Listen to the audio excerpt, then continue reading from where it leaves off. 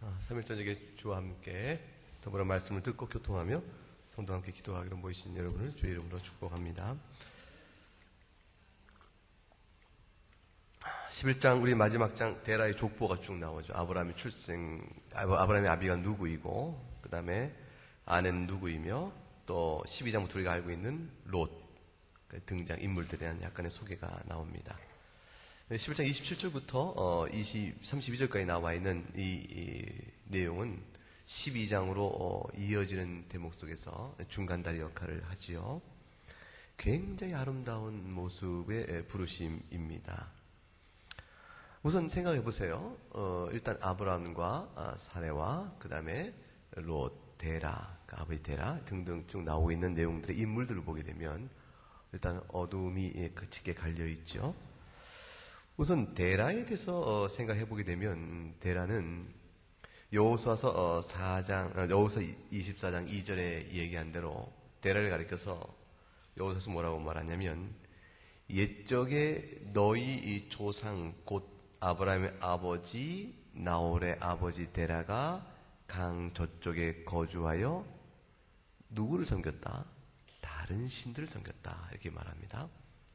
그러니까 아브라함의 이 조상들은 실제로 거하던 하란 그 이전의 갈대아 우르 지금으로 따지면 이락의 지역이죠. 그쪽에 있을 때부터 우상들을 섬겨온 그 이방의 풍습에서 자유롭지 못한 사람들이었습니다. 근데 하나님이 그를 불러내십니다. 그 아내의 사례를 특징적으로 묘사하기를 뭐라고 말했냐면 사례는 30절에 임신하지 못함으로 자식이 없었다 이렇게 말합니다. 그러니까 사라의 개인의 삶도 이렇게 기쁨과 복누림의 삶이 되지 못하고 있죠. 그러니까 올해에서 이제 임신일 더 이상 가임 기간이 끝난 상태가 될 때까지 하나님은 사례에게 자녀를 주지 아니하였고 근데 그거 살던 이 아브라함의 조상들의 삶은 우상 숭배의 영향 아래 있었다. 셋 자손들 그리고 노아의 홍수 이후에 이어지는 경건한 그 말씀과 은혜의 줄기가 이 아브라함에게 닿지 않았는가 이렇게 생각할지 모르는데 그것이 있어도 근본적으로 우상 숭배의 영향 안에서 크게 자유롭지 못한 상태였죠. 근데 하나님께서 그 가운데 있는 곳에서 하나님이 이들을 불러내시는 겁니다. 데라는 아브라함과 나홀과 하란을 낳고 하란 롯을 낳았는데 하나님께서 이들을 불러내셔서 가나안 땅으로 이끌어 가게 하십니다. 어떤 경로에서 데라가 그의 아들인 아브라함과 나홀과 하란을 데리고 그 다음에 하란은 고향 갈대인의 갈대아 우르에서 죽었지만 나머지와 더불어서 가나안 땅 가기 이전에 하란에 머물렀는지 그 사실은 정확히 알지 못합니다. 하나님께서 아브라함을 불러내듯이 즉 12장 1절에 아브라함에게 너는 너의 고향과 친척과 아비의 집을 떠나 내가 내게 보일 땅으로 가라 이렇게 명령하신 것처럼 실제로 이들에게 나타나서 데라도 움직이라 이렇게 말씀하셨는지 그 내용은 불분명하지만 그러나 아브라함에게 나타나서 네 고향과 친척과 아버지 집을 떠나는 것이 하란에서부터 시작된 것이냐 갈대아 우르에서 불러내신 것이냐에 따라서 해석 차이는 있겠죠. 그러나 하나님께서 일단 갈대아 우르에서부터 아브라함을 불러냈을 것이라 이렇게 생각하는 것이 옳습니다. 왜냐하면 굳이 갈대아 우르에 있던 아비와 모든 족속이 짐을 챙겨서 하란에까지 갈 이유는 분명하게 있지 않기 때문에 그랬을 것이라 생각하기 쉽고 어떤 이유간에 하나님께서는 하란이건 갈대아 우르이건 동일한 조건이요 동일한 상태는 뭘 의미하냐면 우상 숭배로 가득해 있던 땅이었다. 그것을 뜻합니다. 하나님이 아브라함을 불러 가나안 땅을 가라는 것은 그것은 철저한 새로운 생명의 부르심으로 이끌어 가신 것입니다. 즉 우상 숭배가 철저했던 곳에서 본향을 찾아 나서는 발걸음으로 하나님이 불러내시는 것이죠. 하나님이 아브라함을 불러서 내가 지시할 땅으로 가라 하셨을 때는 중간에서 멈추라는 뜻이 아니고 하란이 멈추는 것이 아니고 지시한 땅으로 가는 그 땅의 구체적인 지명과 목표한 바와 또 왜 그러신가에 대한 설명은 없이 그냥 하나님 가라 이렇게 말씀하십니다. 오늘 본문에서 볼 때 우리가 신앙생활이 무엇인가 생각하는 아주 중요한 맥락은 뭐냐면 하나님은 우리를 불러내십니다. 불러내시는데 설명이 없으신 것이죠. 그러니까 아브라함을 불러내셔서 내가 지실 땅으로 가라 할 때 내 집에서 떠나라는 말은 사실은 아브라함에게 굉장히 부담스러운 일이에요. 왜냐하면 지금까지 있었던 삶의 터전이요 안정적인 모든 처소를 버리고 떠나야 되는 거니까 잃어버린 것이 많습니다. 놔야 될 것이 많은 것이죠. 손을 놓고 손해볼 것이 많음에도 불구하고 그걸 다 놔두고 떠나라 하시는데 하나님이 이걸 떠날 경우에 그가 어디에 가며 그렇게 될 경우는 어떤 경도를 통해 할 것인지에 대한 모든 자세한 설명을 하나님이 주지 않은 채 그냥 명령을 내려주시는 것입니다. 나오라. 내 집에서 떠나라. 내가 어디로 가며 그것이 과연 행복한 길인지 내가 알아야 가겠습니다. 이 묻는 질문에 하나님 답변 안 하십니다. 예컨대 아브라함 인생을 감히 보세요. 하나님이 자손을 주겠다 하셨는데 안 주시잖아요. 그러니까 우리 집에 기르던 엘리에색이나 내 자손, 내 후손이 되겠습니다 하니까 하나님이 그게 아니라고 말씀하시죠. 그리고 네 몸에서 날짜야 될 것이라고 말해놓고 결국에 가서 또 네 아내의 몸에서 날짜라고 말씀하시되 하나님은 그 방편을 이루실 것에 대한 자세한 내용 설명 없이 약속만 주십니다. 근데 그 약속과 그 약속을 손에 줄 때까지의 현실과 긴 격차와 간격이 있습니다. 이 간격 안에서 하나님은 하나님이 말씀하셨으되 그 약속이 이루어질 줄 믿고 나아가는 것을 그것을 가리켜 하나님이 믿음이 있다 이렇게 봅니다. 아브라함이 언제 믿음 있는 자로 인정을 받고 의롭 땅을 받았죠? 창세기 15장 가면 알겠지만 하나님이 약속을 하늘의 별처럼 자기의 후손들이 많겠다는 약속을 자식 하나 없을 때 그 약속을 받아버렸죠. 다시 말하면 현실과 약속의 간격이 멀리 있지만 그에 불구하고 하나님이 말씀하셨기에 그냥 받아들일 때 그래서 가서 믿음이 있다 얘기합니다. 하나님은 전부 다 항상 그렇게 인도하세요. 아브라함의 경우 겨우 100세가 된 아브라함에게 이삭 하나 주시고 그 다음 뭐라고 말씀하시냐면 제물로 바쳐라 하십니다. 또 이 제물을 바치면 하나님 나의 후손을 별처럼 많게 하겠다는 약속을 어떻게 이루실 것인지 대책은 있는 것인지 그리고 아들 하나 겨우 주고 다시 바칠 말이 되는지 설명, 납득, 이해할 만한 모든 것은 하나님 다 침묵하시고 바치라 그걸로 족합니다. 하나님은 설명을 안 하십니다. 그리고 다만 교훈과 명령을 주시죠. 모든 것은 나중에 그때가 되면 알 것이라. 그때가 되면 네가 알 것이라. 그것으로 하나님은 말씀을 해줘. 침묵 속에 말씀하시고 일단의 교훈들을 주십니다. 그 교훈 앞에 이해하는 것이 믿음입니다. 하나님이 말씀하셨기 때문에 그것이 옳습니다. 그것이 바로 믿음입니다.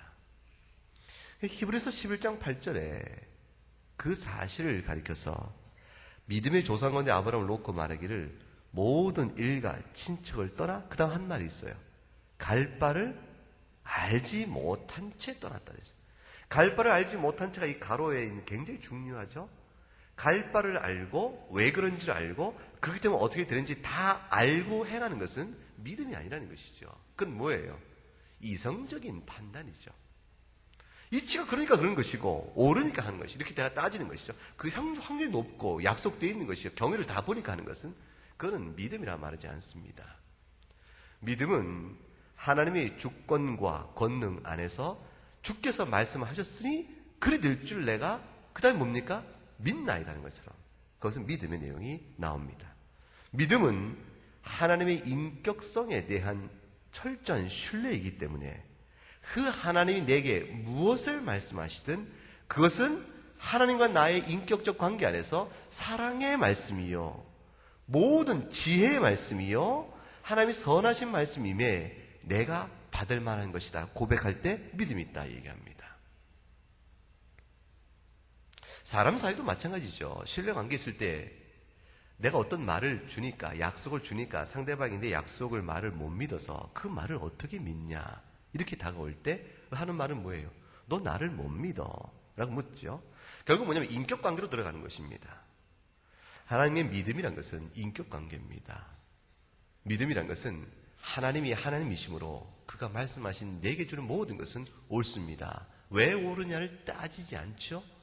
내게 주신 하나님이 누구시며 그의 인격과 나의 관계를 보기 때문에 그냥 받아버린 겁니다. 그래서 가서 믿음이라 말합니다. 여러분, 아브라함이 얼마나 대단한 사람인 줄 아세요? 그래서 우리가 믿음의 조상, 그러니까 훌륭한 분, 또 이 정도 알지 모르는데 얼마나 대단하냐면 유대교의 모든 유대인의 아버지가 아브라함이거든요. 유대교 종교의 머리죠.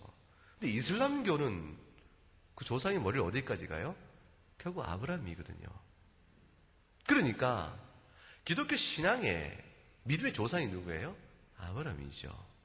이 3대 종교의 최고의 족장이요 아비가 누구냐면 아브라함입니다.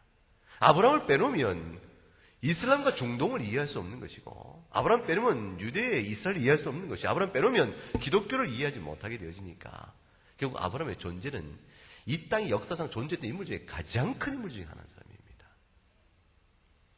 그런데 아브라함이 어떻게 해서 그런 인물이 되어졌습니까? 어떻게 그런 인물이 되어지죠? 그럴 만한 특별한 이유가 있지 않겠는가 이렇게 생각할지 모르겠습니다. 그런데 그 답은 딱 한 가지입니다.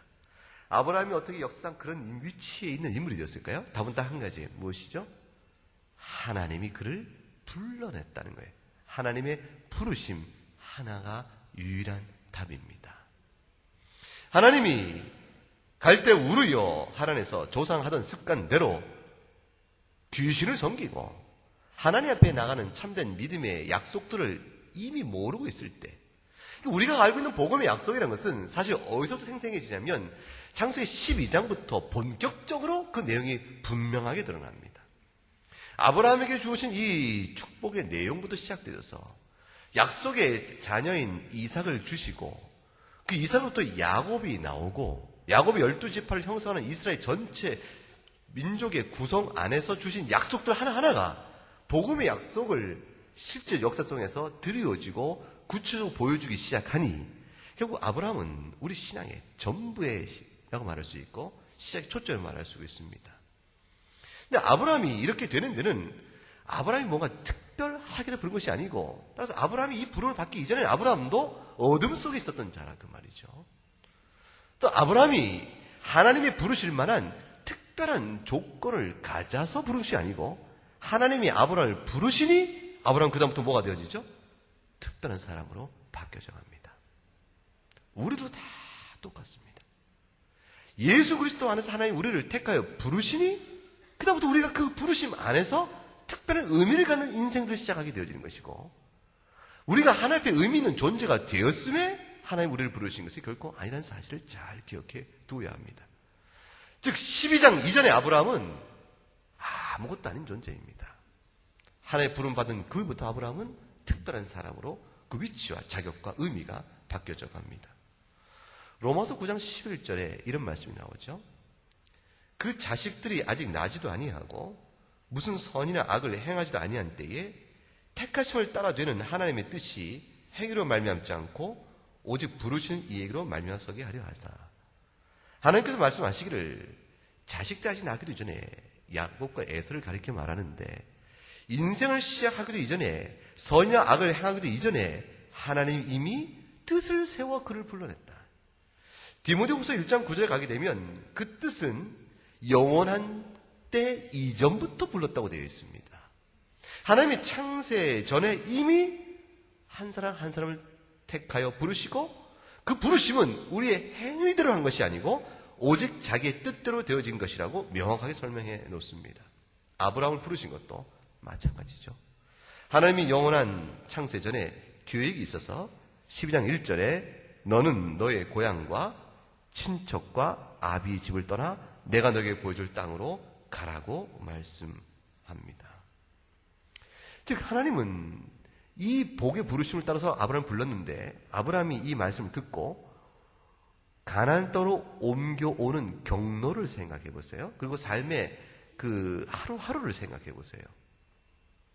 아브라함이 갈대아 우르가 아니라 하란에서 두 번째 하나님의 독촉을 받았다고 쳐보십시다. 그러면 하란에서 가나안 땅까지의 거리가 700km입니다. 700km를 걸어가는 겁니다. 근데 생각해 보세요. 갈대아 우르에서 삶의 초소와 터전을 다 놓고 가죠. 그럼 거기서 다시 그 하란까지 옮겨요. 그러면 하란에 옮겨서 이제 겨우 터를 잡았을 터인데, 그럼 그것도 다 버리고 와야 되죠. 그러면 그 삶의 결단과 하루하루 속에서 그것은 구차한 생각들이 많이 들게 되어집니다. 근데 그 모든 것들을 뒤로 하고 옮겨지게 되어집니다. 그 순종해서 가나안 땅으로 옮겨오는 걸음 속에 방해 요소가 얼마나 많았겠어요. 우리 삶도 마찬가지죠. 주의 말씀대로 순종해 살아가려고 할 때에 우리 삶이 순종하지 못할 이유와 순종의 삶에 대해서 방해할 만한 일들이 얼마나 많이 드러납니까? 약속에 따라 의지에 살고자 하나 그 삶을 살지 못하게 하는 회방거리가 얼마나 많아요? 실제 구체적 일상 삶 속에서는 한 걸음 한 걸음이 무겁습니다. 한 걸음 하루하루를 살아가는 것이 쉽지가 않습니다.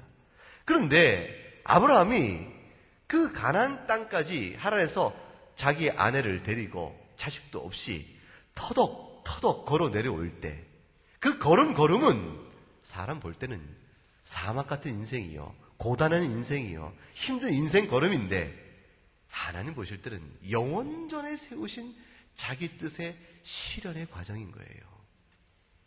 그러니까 아브라함이 그 생각을 다 못했겠죠. 받은 은혜를 생각하고 부르심을 생각하고 순종의 걸음을 걸어가지만, 그러나 그 걸음을 걷는 이 땅의 인생은 고단한 하루하루일지라도 그 아브라함을 택하여 불러내시고 그 뜻을 실현해 가시는 하나님은 영원한 하나님의 계획 가운데 있었던 것이니 그 놀라운 일을 이루어가는 것입니다. 우리가 살아가는 신앙생활도 마찬가지예요. 하나하나도 우리가 하나님 앞에서 영원한 생명을 은혜로 받고 있는 자들입니다. 우리를 하나님의 영원하신 영광으로 불러내셔서 하나님의 거룩한 성품에 이르도록 우리 삶을 한평생 이끌어 가십니다. 그 인생을 위해서 하나님 우리 삶을 부딪히는 여러 가지 삶의 조건들을 허락하시죠. 그 조건들 안에서 우리는 버벅거리며 힘들어하며 살아갑니다. 그 살아가는 삶의 내용 하나하나를 우리는 주의 말씀에 비추어 위로받고 견디 기도하며 애를 쓰며 살아갈 때 우리의 삶은 노곤하고 힘들지만 사실은 하나님 앞에서 보는 짧은 인생의 모든 모습이 우리에게 복 주시사 낙원에 이르게 하시고 영원한 하나님의 자녀는 누릴 그 영광을 위하여 예비하신 뜻의 실현일 뿐이죠. 우리가 살아가는 삶의 모든 요소는 하나님 뜻이 내게 지금 드리워지고 있다는 사실을 갖고 담대하며 겁없이 주를 향한 확신을 갖고 내드릴 이유가 있습니다. 어떤 어려움이 내 앞에 있어도, 어떤 삶의 공감이 있어도, 내 인생 내 마음대로 못하는 연약성이 나를 짓눌려 와도 두려워하지 못할 것은, 두려워할 이유가 없는 것은 어차피 인생은 연약한 것이고, 연약한 인생 속에 우리가 아는 것은 하나님만이 능력이요, 하나님만이 힘이라는 사실을 알아가는 것이니까 결국 우리는 주를 의지하는 믿음만 더욱더 세워갈 따름입니다. 우리가 인생 중에 강한 걸 갖고 있다고 해서 하나님을 멀리할 수가 없는 존재죠. 우리가 연약하다고 해서 하나님을 또 멀리할 이유가 없는 것이죠. 강하거나 약하거나, 강한 자나 약한 자나, 그 가운데 우리를 도우실 오직 하나님뿐이라는 사실을 알아가는 것, 그것이 인생 전체의 부르심의 목적입니다. 아브라함은 자기를 불러내시는 삶은 편안과 안전을 버리고 모험을 향해 나오는 것이죠. 알지 못하는 미래요, 모험을 향해 가는 것이에요. 하나님 말씀 하나만 들었을 뿐 열려질 미래가 어떨지 모르지만 그 고단한 이동의 거리를 한 걸음 한 걸음 내딛는 것입니다. 가세, 주께 말씀하시 가는 걸세. 인생을 우리가 하루 살듯 아브라함도 그렇게 그 걸음을 걸어갑니다. 하나님이 어떤 목적과 부르심으로 아브라함을 불러내셨을까? 12장 1절부터 3절 말씀에 그 내용이 나옵니다. 1절부터 3절 말씀 한번 같이 읽어보죠. 2절과 3절만 읽어보십시다. 내가 너로 큰 민족을 이루고 내게 복을 주어 내 이름을 창대하게 하리니 너는 복이 될지라. 너를 축복하는 자에게는 내가 복을 내리고 너를 저주하는 자에게는 내가 저주하리니 땅의 모든 족속이 너를 말미암아 복을 얻을 것이니라. 복의 근원이 된다는 것이죠. 하나님이 약속하신 복은 첫째, 큰 민족을 이룬다는 것이요. 두 번째, 그 내 이름을 또시 크게 할 것이라 되어 있어요. 그러니까 하나님은 복을 주시되 큰 복을 주신다고 되어 있습니다. 큰 민족이요 이름을 크게 함이죠. 그 민족을 크게 이루고 이름이 크게 되는 것은, 높임을 받는 것은 결국 까닭이 있는데, 그것이 바로 네가 복이기 때문에 그렇다. 아브라함 자체가 복이라, 이렇게까지 말씀하세요. 이것을 개혁 성경에는 복의 근원이 될지라 이렇게 되어 있거든요. 왜 그러냐면 3절과 맞물려서 그렇습니다. 아브라함 자체가 복이라는 말의 뜻은 3절에 가게 되면 아브라함을 축복하는 자는 하나님의 복을 주시고 아브라함을 저주하는 자에게는 하나님이 저주할 것이니, 결국 아브라함 그 자체가 복이 될 수밖에 없게 되어진 것이요. 그것을 풀어 얘기하면 복의 근원이 되어지는 것이죠.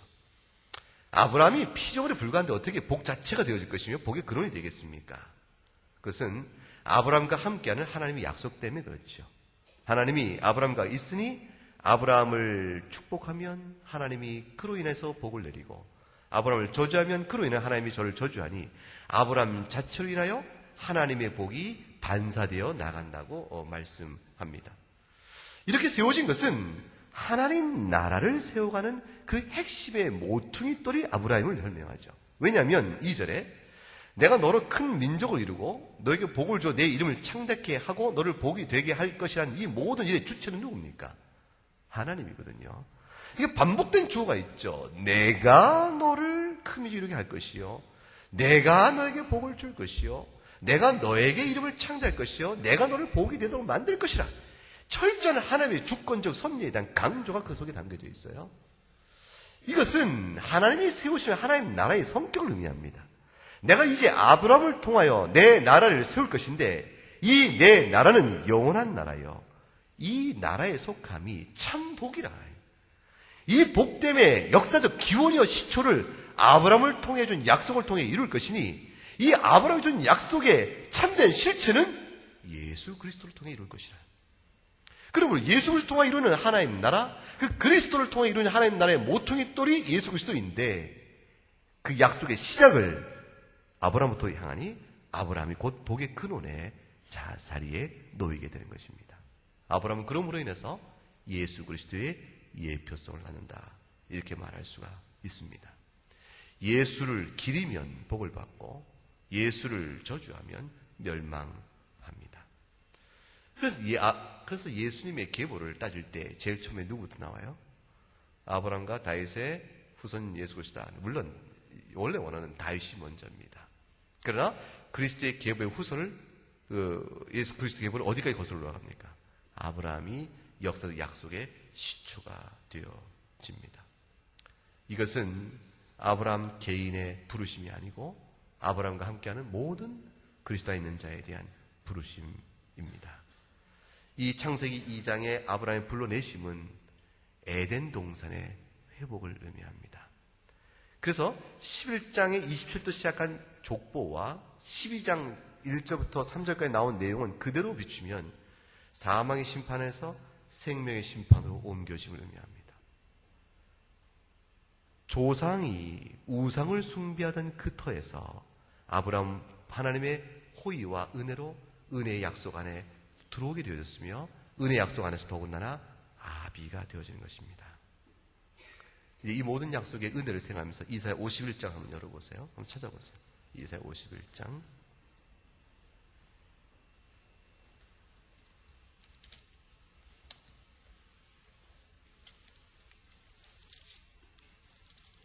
이사야 51장 1031쪽 어간에 있어요. 이사야 51장 1절부터 3절까지 말씀 보세요. 기가 막힌 말씀이 있죠? 그럼 같이 읽습니다. 의를 따르며 여호와를 찾아 구하는 너희는 내게 들을지어다. 너희를 떠낸 반석과 너희를 파낸 우묵한 웅덩이를 생각하여 보라. 너희 조상 아브라함과 너희를 낳은 사라를 생각하여 보라. 아브라함이 혼자 있을 때에 내가 그를 부르고 그에게 복을 주어 창성하게 하였느니라. 나 여호와가 시온의 모든 황폐한 곳들을 위로하여 그 사막을 에덴 같게 그 광야를 여호와의 동산 같게 하였나니 그 가운데에 기뻐함과 즐거움과 감사함과 청호하는 소리가 있으리라. 아멘. 생각해보라. 너희를 떠낸 반석과 너희를 내는 우묵한 구덩이를 생각해보라. 여러분은 어디서 떼어낸 분들입니까? 여러분 본래 속해 있던 곳이 어디입니까? 죄죠. 어둠이죠. 죽음이죠.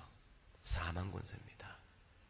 그곳에서 하나님이 너희를 떠내냈으며 너희를 파내었다. 생각해보라. 너희 조상 아브라함과 너희를 낳은 사라를 생각해보라. 그런데 뒤집어 얘기하면 너희를 떠낸 반석이요 너희를 파는 우묵한 우덩이는 어둠이었는데, 근데 실제 생각해보면 생명의 주기를 따지면 본래부터 너희는 사실은 은혜 언약 안에 있었다. 그래서 이 떠낸 반석과 구덩이는요 이중적 의미가 있는 거예요. 하나는 죽음의 자리에서 건져를 받았는데, 그런데 나의 근원이 하나님의 영원한 선택 가운데 불러내셨기 때문에 실제로는 우리의 부르심이 어디 있죠? 아브라함 믿음의 조상처럼 하나님의 언약 안에 있으니 너희가 본래 어디로부터 나왔는가를 생각하라. 어디부터 나왔죠? 하나님의 생명으로부터 너희가 낳은 자가 아니냐, 이렇게 되어집니다. 우리의 떠낸 반석과 우리를 파는 우묵한 구덩이는 이중적입니다. 3절에 가게 되면 시온의 모든 황폐한 곳들을 위로하며 사막을 에덴 같게 광야를 여호와의 동산 같게 했다 했으니, 우리가 우리가 떠난 반석과 우묵한 구덩이는 사실은 황폐한 곳이요 사막이요 광야인데, 비록 우리가 이 땅의 삶 속에서는 죄 아래에서 건짐을 받은 것이기 때문에 그렇지만, 그래도 불구하고 본래부터 우리가 그쪽에 소속한 자가 아니요, 본래 우리가 하나님의 작정 가운데 어디에 속한 자였죠? 하나님의 은혜 언약에 속한 자이니 너희의 기원은 본래 아브라함이었다. 이중적 기원 출처 생각합니다. 이 땅에 사는 동안에 죄 가운데 있는 자였으나, 그러나 하나님의 영원한 언약 안에서 이미 주의 백성으로 날 때부터 택하여 부르신 하나님, 그러므로 너희가 죄 가운데서 건져내신 하나님의 사랑을 생각하며 그것이 하나님의 은혜요 본래부터 내가 주께 속한 자임을 생각할 때 너희가 하나님 앞에 어떠한 감사와 즐거움과 창화로 주 앞에 나가야겠는가, 그의 말씀을 줍니다. 아브라함은 갈대 우르요 하란이요 우상을 조상 섬기던 곳에서부터 건조를 받았습니다. 아브라함의 우묵한 구덩이는 주의 소굴이었죠. 그런데 내가 너를 불러 내가 지향 가나안 땅으로 가라는 약속을 받고 있었을 때 아브라함이 깨닫는 것은 하나님이 나를 일찍이 선택하여 불러내셨으니 나의 기원은 갈대 우르가 아니요 하란이 아니요 이미 하나님 안에 있었다. 천국 시민 받은 자의 행복을 노래할 수가 있는 것입니다. 이 부르심을 받은 아브라함이 평생 사는 동안 그가 견딜 수 있는 힘은 무엇일까요? 아브라함이 별처럼 많은 자손과 모래알처럼 많은, 해변의 모래알처럼 많은 후손들을 눈으로 봤습니까? 이 땅에 살면서 눈으로 봤나요? 못 봤죠. 히브리서가 뭐라고 얘기하죠? 약속을 받았을 때 약속한 바를 이루어진 것을 보지 못하였으나 그들이 약속을 의심치 않고 살았으니 그걸 가리켜 뭐라고 한다고요? 믿음이라고. 우리가 이 땅에 사는 동안에 천국을, 낙원을 미리 보지 못합니다. 우리를 거룩한 성품으로 빚어가시는데 얼마나 성결한 성품이 될지 우리가 미리 바라보지 못하고 있고 아직도 연약한 성품으로 힘들어하기도 합니다. 그러나 약속을 잡는 것입니다. 약속을 잡고 살아가는 인생의 유일한 버팀목은 딱 하나입니다. 오늘 아브라함이 가나안 땅에 이르러 한 것처럼 7절과 8절처럼 제단을 쌓고 여호와 이름을 부르는 것입니다. 약속받은 자의 인생길에 있어서 유일한 힘은 제단을 쌓고 여호와 이름을 부르는 것이 곧 뭡니까? 예배입니다. 일주일마다 예배하게 하시니 얼마나 기쁜지 모르죠. 하나님이 예배를 한 달에 한 번씩 하겠으면 어쩔 뻔했어요. 어떨 뻔했어요, 여러분들. 일주일 살기도 힘이 들고 주의 은혜가 갈망되고 다시 주일 안식이 돌아와 하나님 예배하니 다시 힘을 얻고 그래서 살아가는데 하나님이 한 달마다가 아니고 주일마다 이 불러 예배하게 하시고 한 주간 살아간 동안에 다시 틈틈이 말씀과 묵상과 이 모양 저 모양으로 예배의 각종 모임을, 영적 교통의 모임을 우리에게 허락하시니 그거로 견뎌가는 것입니다. 아브라함의 전 인생은 하나님께 여호와 이름을 부르는 제사 속에 있었으니 가나안 땅의 첫 출발도 그렇게 되는 것입니다. 기도하겠습니다. 하나님 아버지,